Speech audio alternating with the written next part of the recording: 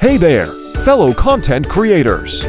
In this video, I'm going to talk about how to make your content engaging for your YouTube audience. First things first, your content should be of high quality. That means it should be informative, entertaining, and answer the questions your audience has. You can do this by conducting research, asking for feedback, and experimenting with different formats. Next, make sure to engage with your audience. Respond to comments and messages, and don't be afraid to ask for help or feedback. This will help you build a relationship with your viewers and keep them coming back for more. Another way to make your content engaging is to use visuals. Incorporate photos, videos, and infographics to make your content more interesting and memorable. You can also use music and sound effects to enhance your content's impact.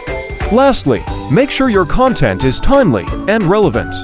Keep an eye on the trends and topics that your audience is interested in, and create content that aligns with their needs and interests.